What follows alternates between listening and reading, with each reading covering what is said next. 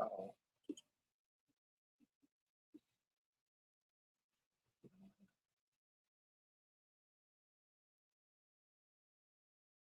y'all forgive me. I clicked on the wrong thing.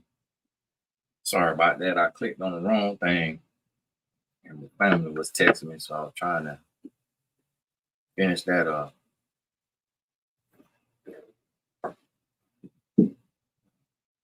Okay. From Divine, I really don't accept books just because it's a if other my clients send it to me, but I don't read them. I just don't have the time, and so I'd rather you send the book to somebody who gonna actually have the time to read it and maybe talk about it, things like that.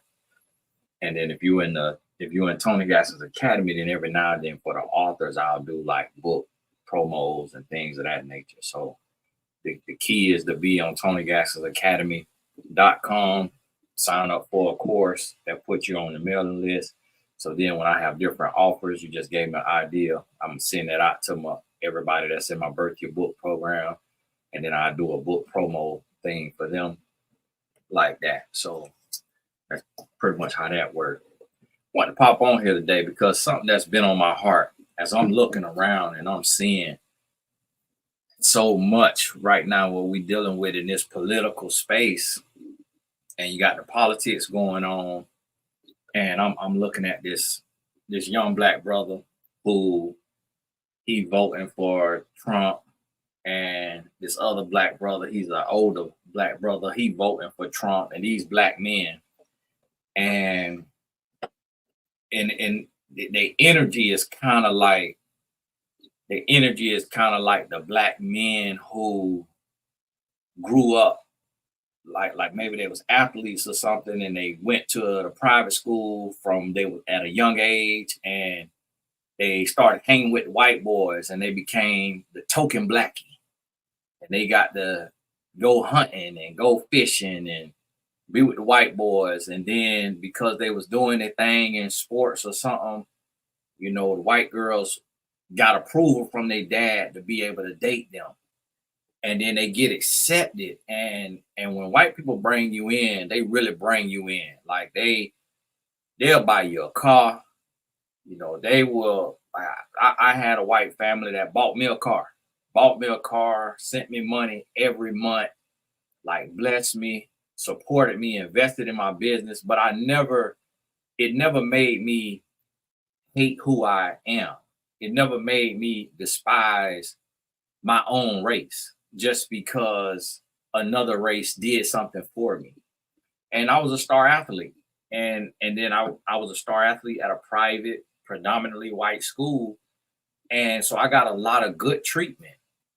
And I appreciate them, and I love them, support them, and bless them back in ways that I can, making connections and things like that.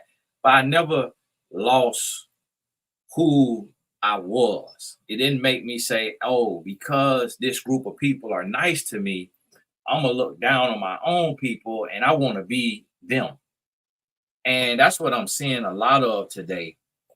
I'm seeing a lot of black men start to hate and despise, black women and the black race as a whole, and secretly want to be Caucasian and start to shuck and jive and basically just going where the money is. And it's a problem in the black race for not giving enough praise, not giving enough support, not giving enough, like everybody want to be tough. And I notice blacks of all nationalities, from the Caribbean islands to Africans to Americans, Canadians, the British. I noticed so many black families don't have affection. There's not a hug and a kiss and a I love you every day. It's kind of like just coming and going, coming and going. And then what happens is, what that turns into is we end up having individuals who hate themselves, and they start to want to appeal to and please and they want to be accepted. They want to be accepted, and you kind of see it like with the young lady. She she she talks, she speaks well, she hits a lot of good points. Candace Owens, but I think she has a white husband. I think she was saying she grew up around white people and educated and well read and traveled and just couldn't really relate to your average everyday black guy. And that becomes a part of it. And then it becomes this thing of where a lot of times the stuff almost sounds like self-hate. And it starts to, okay, let's put down our race and lift up another race and only praise another race instead of making a comparison and seeing what you can learn from other races. So I don't want to, you should never want to be another race, but you can learn about other races.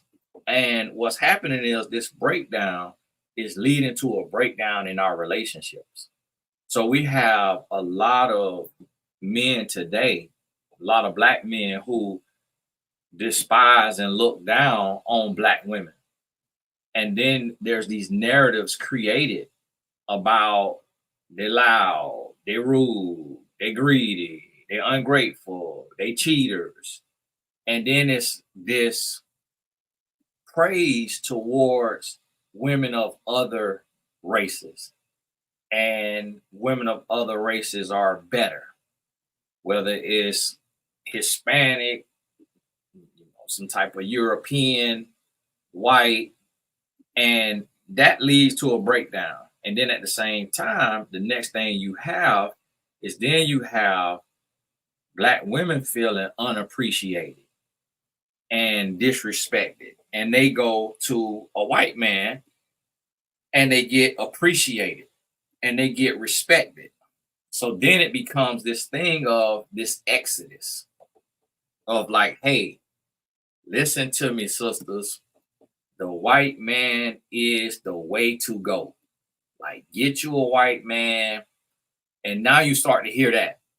And I've seen where there's some black women who have created full channels of like motivation and camaraderie of anytime I'm in the office at noon, I'm gonna be going live. So y'all, noon Eastern time. That's 9 a.m. in California, probably 11 in like Houston, 10 probably like Denver or something. And then New York and all over here is 12. So when I'm in the office at noon, I'm gonna be going live. So if you pop in and check and I ain't here, that mean I ain't in the office that day. I'm tied up. Hey, God bless you, Britt. And then I seen this channel one time somebody sent me, and it was like a whole movement. Like it was a black lady, and the whole channel is about bashing black men and praising white men.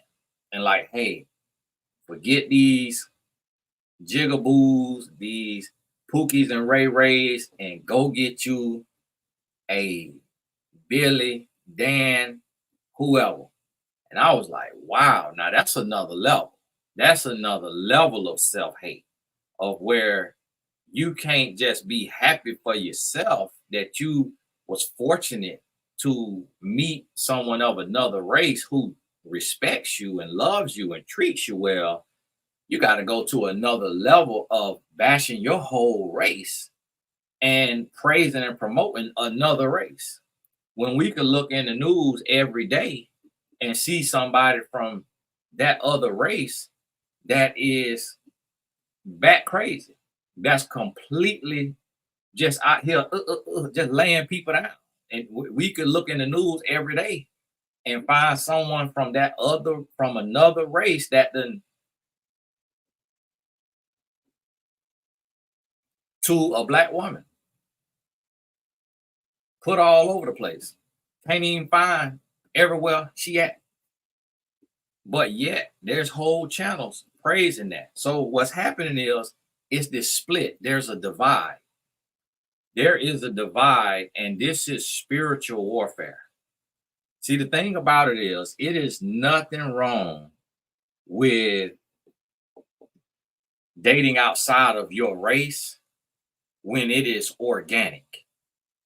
Like if it's organic and God blesses it, it is nothing wrong with it. But when you do it from a place of self-hate, when you do it from a place of anger, of trauma, of brokenness, you're setting yourself up for failure.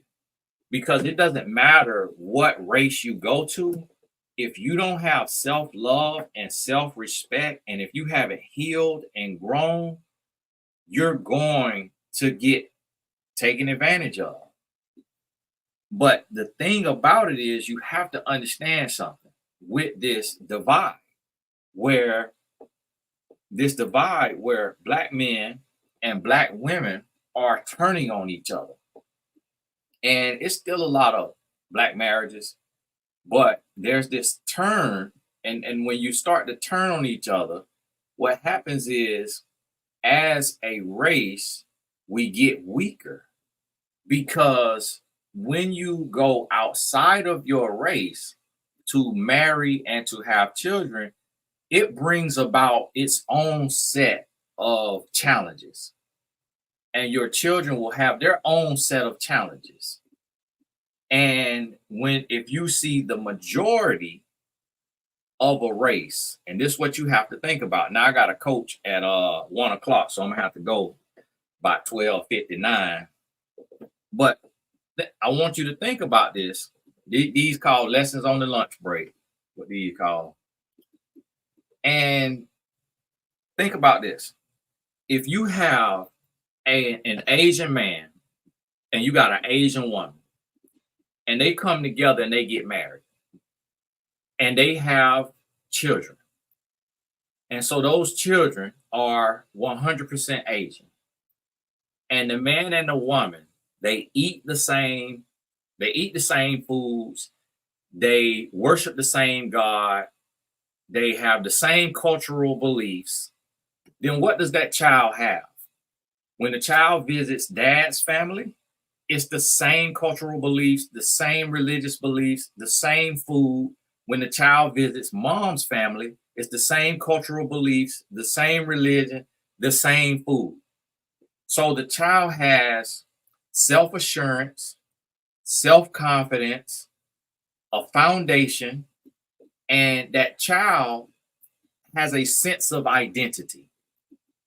Well, when a race turns against itself out of hate and frustration and anger and bitterness and trauma and brokenness, now that group of people is weakened. So when the black man takes and pedestalizes the Hispanic woman, the white woman, the Asian woman, the foreign woman, whatever it is, he just weakened his foundation, because he is moving with anger, he's moving with bitterness, and he's moving with self-hate. When the black woman does the same thing and pedestalizes the white man or the Asian man or the Hispanic man, she just weakened her foundation because of where she's operating from. And men and women are starting to do this and not realizing that it's nothing wrong with going to Starbucks, sitting down, working for 2 hours, and you meet someone of another race and y'all hit it off and y'all exchange numbers and y'all go on dates and y'all start to build. The foundation is still going to be weaker but it was organic. You're not operating from self-hate. You're not operating from anger and frustration and bitterness and brokenness and trauma. You're operating from a place of self-love. You're operating from love.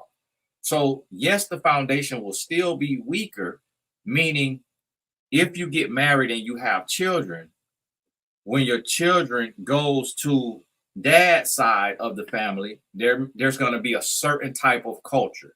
When the children go to mom's side of family, it's going to be a different culture.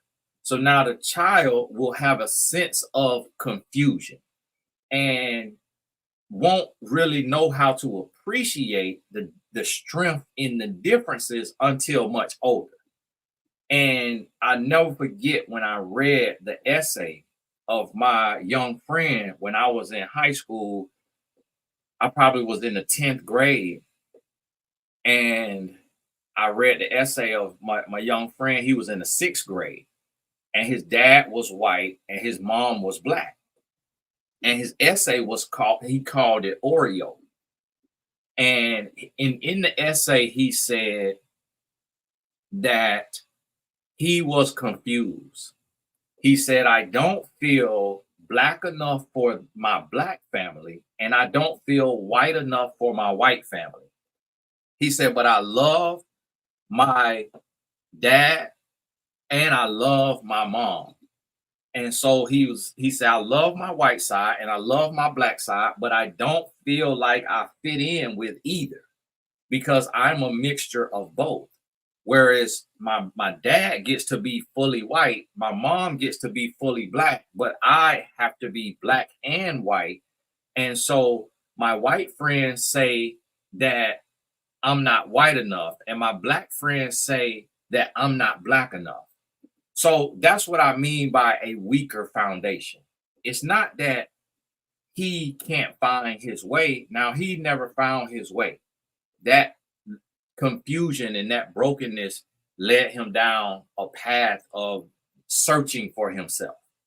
And I have seen this happen over and over and over and over, and with biracial clients, where the confusion is so deep that they end up giving their body away, giving their mind away.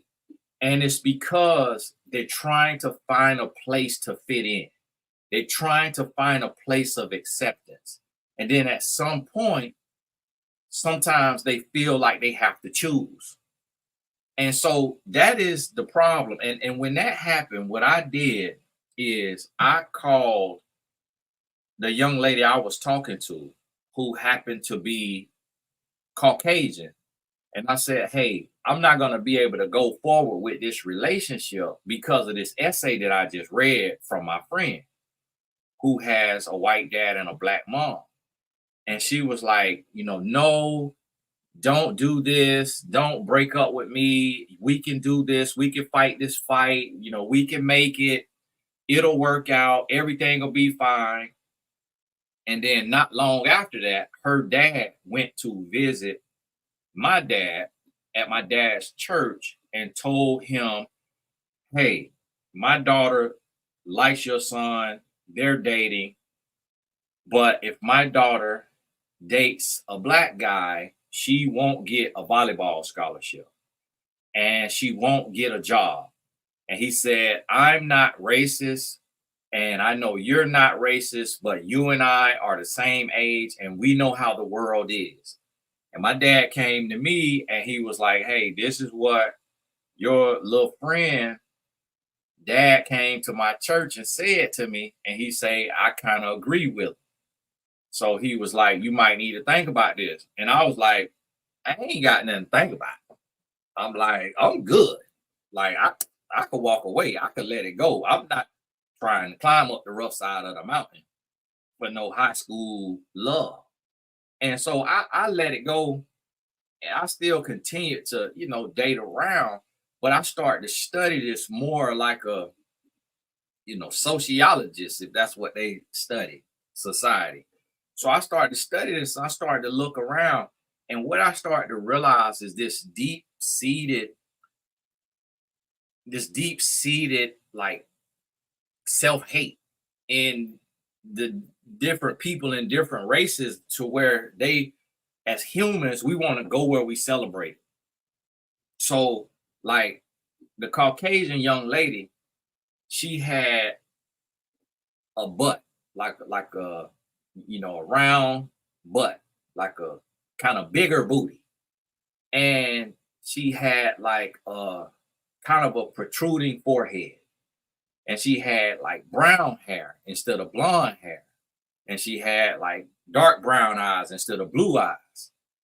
So she was built more like a black girl versus like a white girl. So what happened is the white guys did not like her because at that time booty wasn't in for white guys. They like their woman to be, you know, pretty much flat as a board back then. Just real petite. Like they didn't want no meat on the bones. And so she was not praised by the white guys, but the black guys was used to seeing girls with a booty.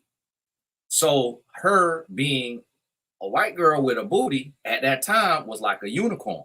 So she got praised by the black guys. And then to the black guys, she was like a unicorn. She was like a trophy, an accomplishment. It was like an exotic car. And when you look at it, what I started to notice as I'm studying humans, I was like, okay, people are wanting to go where they're celebrated, not where they're tolerated. And most people, when they get celebrated by another group of people who don't look like them, they start to resent their own group of people who can't see their greatness. And they start to love and admire and appreciate this other group of people who sees them as rare and special. And so this is what starts to happen. And the next thing you know, the relationships start to break down. Now, from me studying people, I have found that every group of people have their own unique set of strengths. And those strengths cross over from one group to the other in the sense of you can find people in this race who are really good at something. And then you see people at this race who are really good at something. But there will be people in each race who can do what people from the other race can do. Everybody is uniquely gifted. Everybody has their strengths. But what allows humans to flourish is when humans have consistency and confidence and clarity. So the more a human has to combat confusion and chaos and hate, disrespect. So imagine if if a person from one race marries a person from another race, and this person in this race has a lot of people in their family who despises this other race. Well, some of the people from this race is going to mistreat the spouse of this person. And then if the two have children, there will be some people in the family who say, don't bring your child over here. I don't want to see your child. I think I just seen a pro soccer player that told that story. I can't remember who it was, if it was Jude Bellingham or if it was another guy. I just seen a story about this soccer player who, no, maybe it was Mbappe. I can't remember who it was. I think it was Mbappe. And he was talking about how his mom is white and his dad is black. And his white grandmother told his mom, don't bring your son over here. I don't want that half black baby in my house. And now, mind you, this man is like 25 or something. And so this wasn't long ago. And that's what I mean of there are beauty from ashes at times. So what the devil meant for evil, God could turn it into good. But what you have to be mindful of as you out here dating is that you don't start to operate from self-hate and from frustration and from anger and bitterness and start pursuing another race as a savior. from your trauma and your anger and your bitterness. You have to make sure that you love yourself and that you respect yourself and that you operating from a place of love, and that you need to get to a place where you can look yourself in the mirror and you can find beauty in yourself and in people who look like you. You need to find the beauty, and you have to get to the root of it, and you have to combat the root. You got to uproot self-hate from the root. And you have to, so if I look and I say, okay, if I look and say, hey, Black women are loud and rude. If I take and say that, but I start to evaluate it and I go all the way to the root and I look at it, I'm going to see, okay, what people are saying about this Black woman or this Hispanic woman or this white woman, this exists in every race. In the white race, it's what they call a Karen. And then in the Black race, they might call a Shaniqua. And y'all forgive me because probably a real Shaniqua on here now. God bless you. Lady got mad last night about her name. And in the Hispanic race, might be Lolita. But if you really look at women, all of them is the same. They all gonna get loud if they got to get loud. They all gonna go off if they got to go off. But we will buy into and believe these stereotypes. And I've seen some white women talk about online saying Black men thought by leaving Black women, they was going to have it easy over here. Absolutely not, sir. I'm actually worse than the Black woman that you tried to run away from. I've seen white women make videos like that online saying that they just as strong as a Black woman. They just as forward. They just as raw. They just as real. That you not finna play in their face. I've seen them videos online. And the truth about it is, it's like, I tell people like this. Some people will in your chest and some people will in your back. It just depends on who you dealing with. And what I found is women who grew up with people who look like me, sound like me, walk like me, act like me, talk like me, they wasn't afraid to tell me to my face what they needed to tell me. And women who did not understand my culture, they would in my back because they was afraid of the face-to-face confrontation because they had heard stereotypes that Black men are beast, are aggressive, are this and that and that. And so they had stereotypes about a Black man, and it made them. And I remember talking in college. I remember talking to a Caucasian young lady who had slept with two Black males in the same time, at the same night. And I said, why did you do that? Like, why did you let them do that? And she said, I was intimidated. She said, I grew up in a place where there was only one Black guy at my school. She said, these guys had dreadlocks, gold teeth, and tattoos. She said, I was intimidated. I'm like, but I know these guys personally. They in college. They go to the school. You could tell on them. If you tell on somebody that look like us, we getting put under the jail. We get knocked. And this is West Virginia. This ain't DC. This ain't Atlanta. This is West Virginia. We might not even make it to the jailhouse. We might be on somebody's tree. And so, but that's what she said. She said, I was scared. I was intimidated. And I said, okay.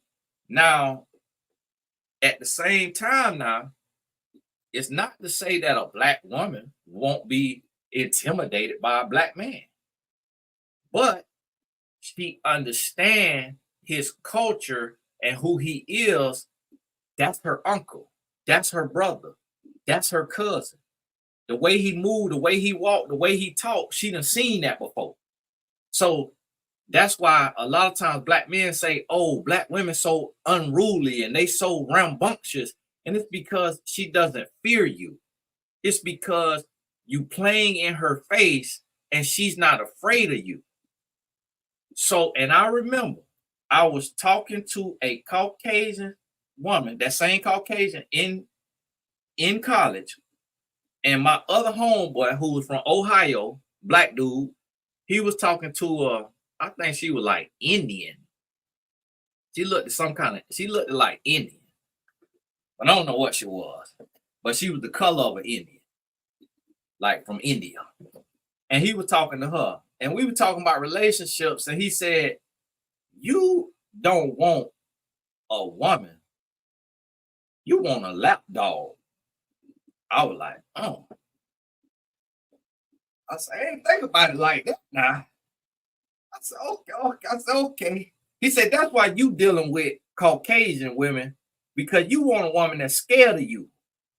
You want a woman that don't understand you, so she walk on eggshells. He like, you want a lap dog. I was like, man, okay. Hey, well, you just gave us a game now. And then he went on to show me the downside of being with a woman who doesn't understand me as a man and understand my culture and my people. And he put together a plot and a plan to show me that this woman would not ride for me like a black woman. And so what he did was he had me try to talk to black girls who had a black boyfriend, and they all turned me down. And he had our homeboys, who was black men, try to talk to the Caucasian young lady that I was dealing with. And she slept with all of them. And then when they brought it to my attention, these my teammates, when they brought it to my attention and say, hey, all of us ran through her. Now they said, then they were like, listen, you know, all us do our dirt. But when somebody try to holler at our women, they turn them down. When you went out to do your dirt, we shot our shot at your young lady you dealing with. Your Caucasian young lady you dealing with, she slept with all us. And these two right here, she let run the train. I said, I talked to her about it, interrogated like first 48 in Memphis, and she admitted to it. And basically what I surmised was this was an experiment for her. Like, her being with a black guy, an athlete, this was an experiment. This was like, it was like the real, what they call jungle fever. And so as I started to study this and I started to look at this in relationships, I started to understand that a lot of races, and it's mainly right now, the black race, it's mainly right now the black race, because when you look at it, most white people marry white people. Most Asian people marry Asian people. Most Hispanic people marry Hispanic people. And then black people, we have the largest amount of single women of any race. Black women lead the world in being single. And that is due to the self-hate of so many black men, thinking that our women are trash and other women are the prize, but not evaluating the root of that thought, the root cause of that self-hate. And I remember talking to a young man, a brother, who is still single to this day at about the age of 35 to 38, somewhere in there. And I remember when I was matchmaking, I was doing matchmaking because I'm just big on relationships and love. And so I had a matchmaking business. I still do a little bit of matchmaking. And I was talking to him. I said, bro, listen, I know a lot of ladies. What you looking for? He said, man, she got to be red. She got to be red with long hair. And I was like, so you mean not black? He was like, yeah, like she got to be red like exotic. And I was like, okay, all right. So now your mama black, your sister black. Every woman we grew up with black. You ain't never dated a white girl. You ain't never dated no Hispanic girl. So why all of a sudden when it's time to get married, you got this stipulation that you want somebody you call red and exotic with long hair? And what that came from was just stereotypes. It came from, this is what the millionaire ball players feel is a catch. This is what so many of the ball players, this is what so many of the celebrities have. So these men want, when they look at this NBA player, that NBA player, that NBA player, not the old school guys, not the older guys, but not even Michael Jordan, the richest NBA player ever, he dogged out his black woman. She put up with his mess for a while. She eventually had to get a divorce. I think they said she got about 200 million. And now black men on YouTube will take what Michael Jordan's ex-wife did. They will take that and use that. They will take that and run with that and say, see there, she left him. She left him with a bag. She left him. And then they will look at Kobe Bryant's wife, who is of another race, who stayed after he had his Colorado incident. God rest his soul. And he stayed, and she stayed. And they would say, oh, he wasn't perfect. I'm sure he did other stuff too, just like MJ, his idol. But his woman from another race stayed. Michael Jordan, woman of his own race, left. And they will make an argument of that, of how you need to go with a woman from another race. Because she gonna basically, in so many words, they saying, put up with your mess. Put up with your cheating. Put up with your lies. Put up with your foolishness. And then create a strike against the black woman for being willing to be alone, for her peace of mind and self-respect. And this narrative is so toxic and so dangerous, whereas as men, we should be seeing beauty in strength. And we should be understanding that, for one, we already know if a woman got money, that take care of a lot, because it brings stability. Her children could go to the schools, the daycares, the after school stuff, the sports, the arts, the whatever. They could see the world. They can go to theme parks. If a woman got money, that does answer a lot of things. But now if a woman got money and she being respected by her man, the man is faithful and he treat her like a human being. He ain't got to treat her like a queen.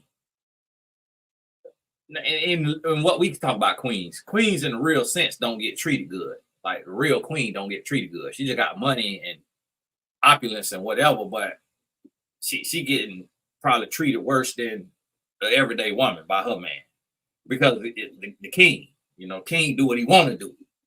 But what we call a queen, and we don't know nothing about real kings and queens because we really, unless you live with one or you seen one up close and personal. So he ain't got to treat her like a queen. She want to be treated like a human, meaning he ain't got to suck toes every night and massage booty cheeks and do everything all over the moon. She just want to be faithful, spend quality time, and talk to her with respect. And then you add money with that, she got everything a woman could want. She living good. And there's no reason for it. I guarantee you that, I don't know if Michael Jordan's ex-wife name, maybe I think it was Juanita. I don't know. I guarantee you, if Michael was doing what he supposed to do, him and Juanita still be married today. Just like Magic Johnson and Cookie. But people won't think about it. They won't point out the way Cookie done stood by Magic. Now, Magic caught that heel. When Magic got that heel,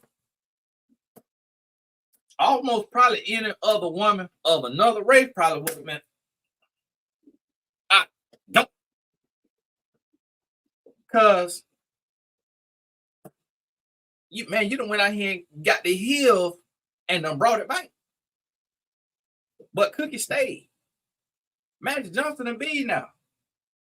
So, if she's not being treated right, she could leave and be 100 millionaire.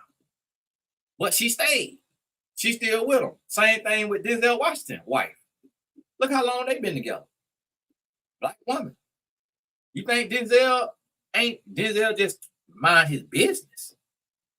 But I'm a celebrity life coach. I know more about people than I could speak on. Men got stories to tell, even if they not in the public eye. Every couple gonna go through stuff. Every couple gonna deal with stuff. So the same thing with Denzel Washington's wife. She probably had reason enough to leave. Because no man gonna be perfect. No man, but she's still there. Support. But the black men on YouTube today don't look at the strength of black women and how if you give a black woman just an iota of decency, she got the strength to run the race. When a black woman got to file for divorce, that's when you know she'd have been took to HE double hockey sticks and back on a round trip 5-10 times for her to go file that paperwork. I'm here to tell you. You know why? I'm a married man. I ain't been perfect. My wife could have come up with an idea or reason to leave. But her strength, able to see if I'm in the seasons when I was in spiritual warfare, the season when I'm going through. But the thing about it is, when I was outside of that, before I got married, if I go through, if I'm struggling, that woman gonna go do her thing all the way. But men don't really think about that. I remember being with my homeboy, black guy. We at an event. Here we at an event. I ain't say Denzel not faithful, but I ain't say he faithful. What I'm saying is every relationship have their own issues. So read between the lines. And we at this event. There's a Caucasian lady who is very flirtatious. Her husband is right there beside us. Now, my homeboy, about 6'3", 6'4", muscular, black guy. The lady, she keep flirting. Now, this Caucasian lady, she been flirting with me for a while at this point, like for years, every event. Well, my homeboy, he somehow got brought into the circle. He come to the event, and he cut a little different. He built a little different. Me, I'm not finna do nothing with a lady who old enough to be my mama. My homeboy took this lady from where we was to another part of the building, up higher, and got him some fellatio from the Caucasian lady. While her husband was standing down there with me, kikiing talking. See, I done really learned a lot and been in these here trenches and studying like a sociologist. So here this lady was, she was so enamored with the body and the physique of black men.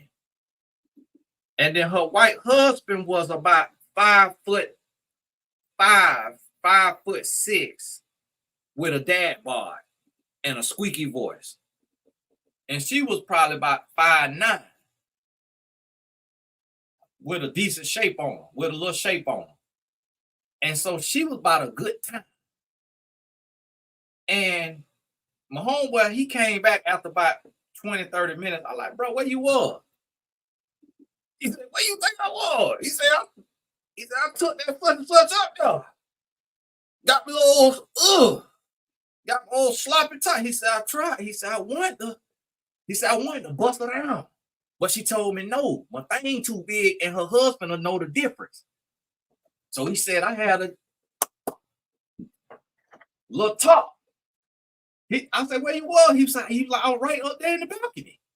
He said, I'm in the balcony. I'm looking down at y'all while she down there bobbing for apples. I said, boy, you crazy, boy. I said, boy, I can't take you nowhere, boy.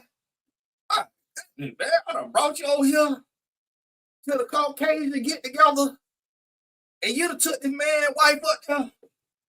And so this is when you study real life, and this is what I try to tell you, these men on YouTube, they never lived that kind of life. They never had that kind of access.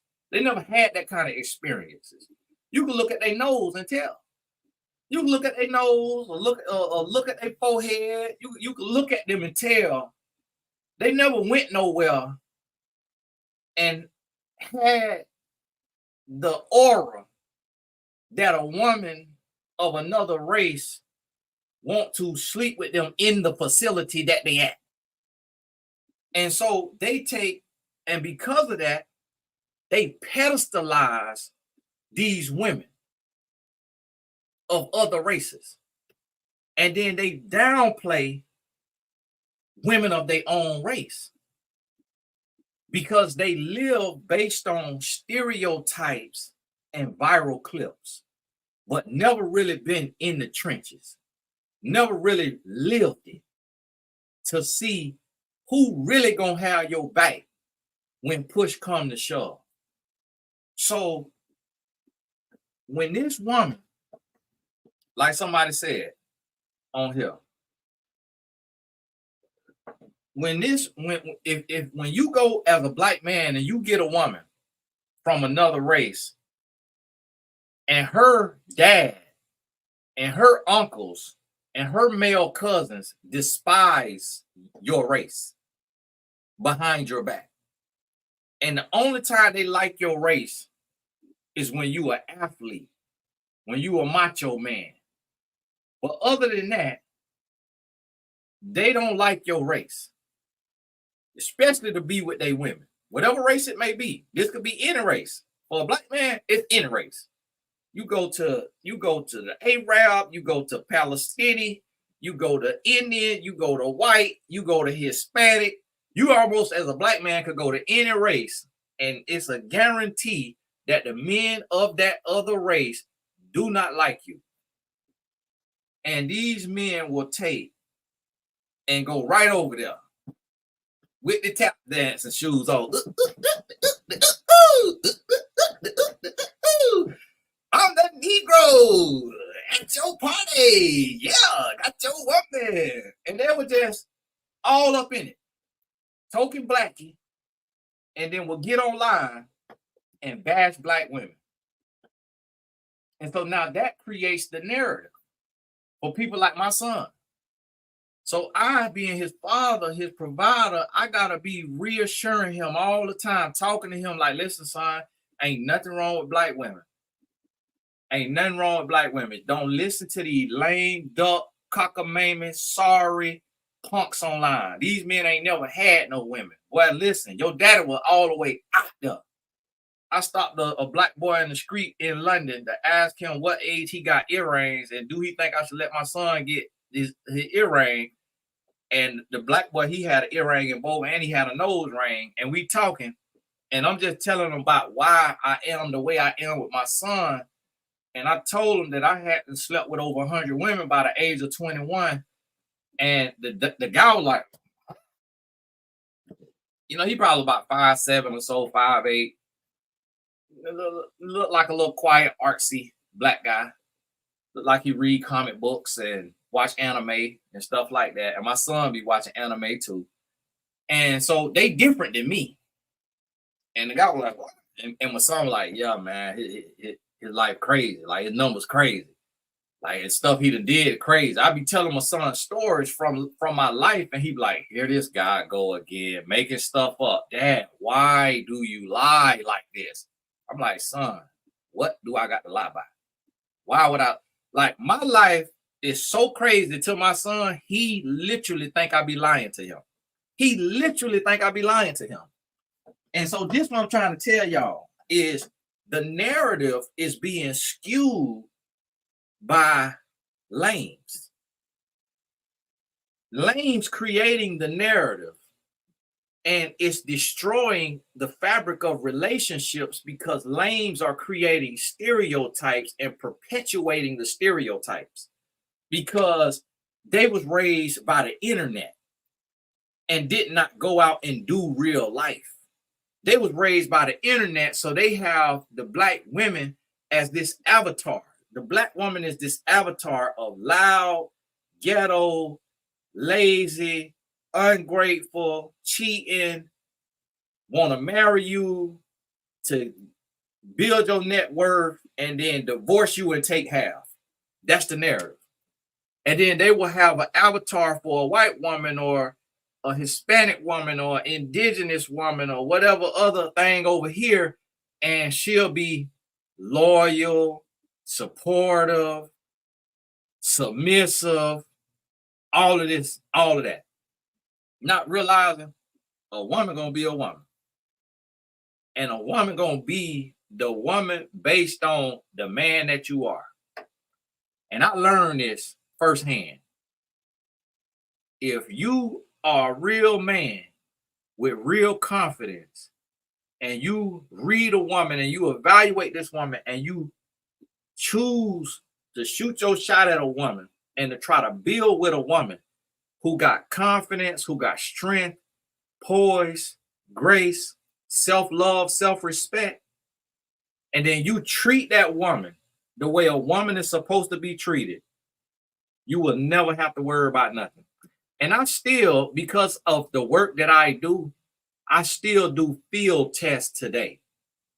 So I will notice and I will walk around and I will pay attention. I will look just like a sociologist. I'm looking and I'm studying, and I notice that a woman, if she with her man and she locked in, like if she being treated right, she don't see no other man.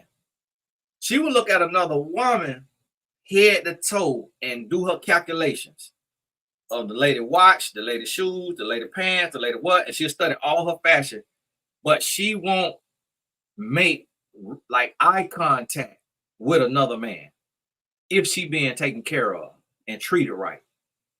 And that man could be looking all the way around the world.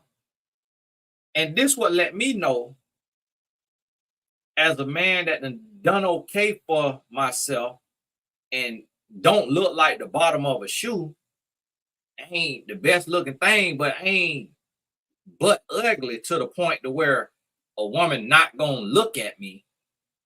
And so I'm studying this and I'm watching women, how they move. Is they looking at other men? Is they what they doing with their eyes? And I'm studying it. And I found this innate faithfulness in women.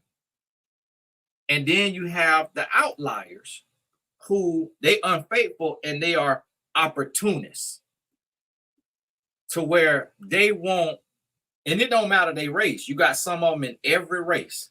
They want the next best thing. And this is how I learned this. I learned this when I would meet women through business, coaching, whatever.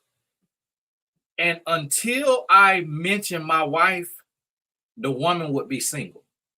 Like the woman would mention nothing about a husband, nothing about a boyfriend, nothing, until I said, oh yeah, my wife. And then the next sentence, oh yeah, my boyfriend. And it could be some time, like I met a woman not long ago from a business connection. And this lady was a pretty lady. And it was a project I was working on. I reached out to a client. The client connected me with this lady. Talked to the lady. Now, the lady probably know that I'm married. But what you got to realize is that don't mean nothing. Because men divorce their wives every day. And so women know when they see Pastor such and such get a divorce and go right into another marriage, and then Pastor such and such get a divorce and go right into another marriage. I got to coach in 11 minutes, so y'all, I'm gonna be wrapping up here. And then they see the celebrity pastor and best New York Times bestselling author get a divorce. They know that when they talking to a black man, it's a possibility that he getting ready to do like Swiss Beats did Mashonda. And so this lady got money, got a career. Do you know, I had to answer 2 or 3 times just in random conversation, like, wow, you know, you got this level of success and you're a single woman. And she's like, yep. Like, you a single mom? I mean, she's a mom. She's like, yep. And then after I did not shoot a shot and I was talking about my wife, which was probably, you know, it took about 2 months of me not shooting no shot. All of a sudden, I get a wedding invitation from the lady. She getting married. And I never knew that, and the lady was not a client or anything like that. I never knew she had a man. Because she was waiting and holding out. Because when you got a spouse, when you got not a spouse, when you got a fiance, that should be in your sentences. Like that's supposed to be, oh, my fiance like that. Oh yeah, that's oh yeah, I'm here with my fiance. So I noticed that there are women of every race who are opportunists and they want the next best thing. And the reason also why a woman will have this space and opportunity and room, because most men are not acting right. And I'm going to tell you something.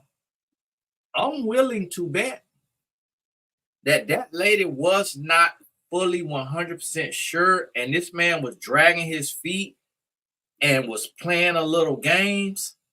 And when she mentioned that she working with me and he looked me up and he probably saw like, whoa, he younger than me.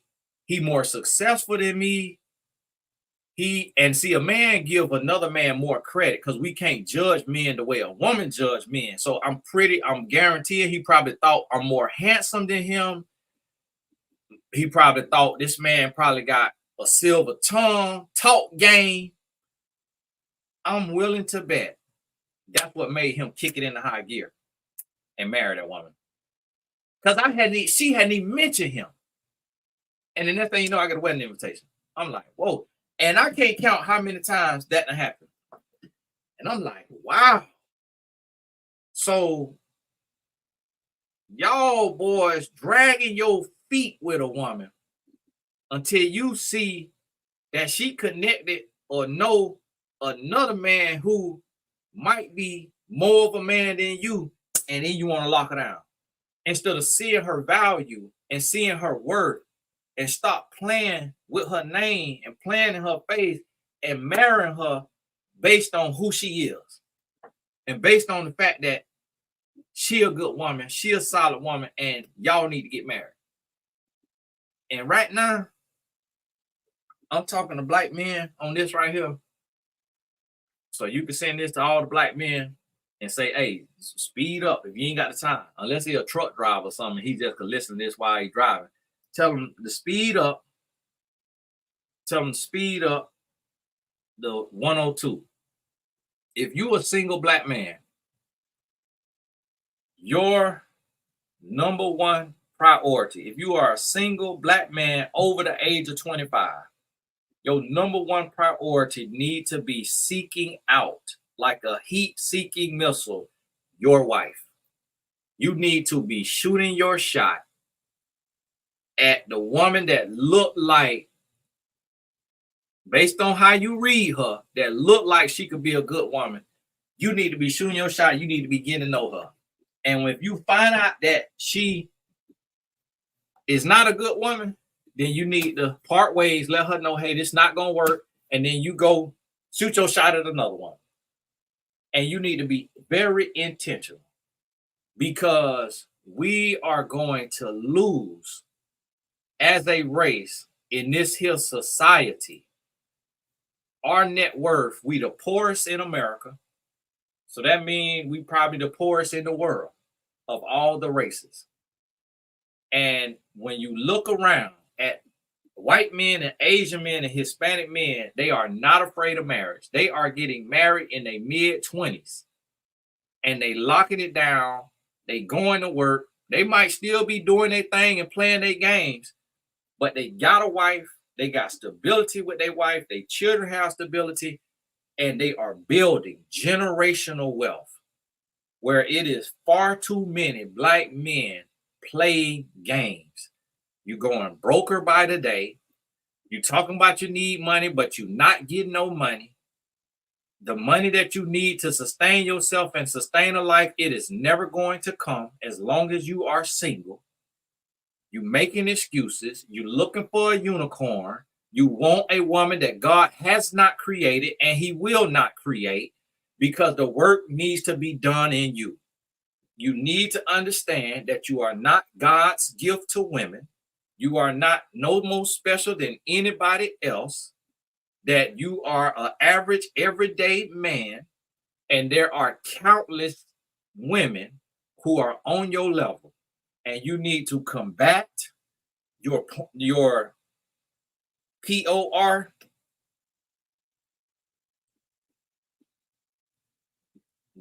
the nasty movies. You need to combat that demon. You need to combat that Angela. You need to combat that. And you need to confront yourself in the mirror and realize that you are blocking your own blessings, and you are becoming and being your own worst enemy. And your lifestyle that you're living behind closed doors is making it harder for you to meet a woman and build a real connection with this woman, and to see her as a woman, love her as a woman, and appreciate her as a woman. And the more you deal with that debauchery and filth that you watching on your phone or your computer or that you hiring in person, the closer you become to being confused about your orientation, and the more you're gonna be looking towards bromance and the energy and chemistry that you have with other men versus the energy and chemistry you have with a woman. That what you engaging in private is corrupting your spirit and is separating you from your potential wife. And you as a man have to confront that head on. And you got to go into fasting and prayer until you are rid of that stronghold, so that you will seek and desire a woman, and so that your heart and your mind will be conditioned and prepared for marriage and family. And then and only then will you truly realize economic stability and generational wealth. The money you making now will be 10x in a faithful, loving, committed marriage and household with your family, whether that's children or dogs and cats. But that is the recipe to longevity and lasting success. God did not create man that he should be alone or sleep around without a covenant before God. Hey, the Tony guys, and God bless you. Hey, make sure you go over to Wealth of Health. We still on the pre-order. Pre-order your elderberry gummies. They on the way. They'll be getting shipped out either this month, Lord willing. Pre-order your elderberry gummy, taking the company to the moon. We're gonna have over 100 products one day, and that's generational wealth. Because I'm married and faithful, I had the idea of Billionaire Labs. Wealth of Health. That's what you come up with when you married and faithful. A generational $100 million company. But when you meet slanging and watching P, you're gonna stay mentally cluttered without clarity. Hey, this Tony Gas, and God bless you. I got a 1 o'clock coaching session. We'll talk soon.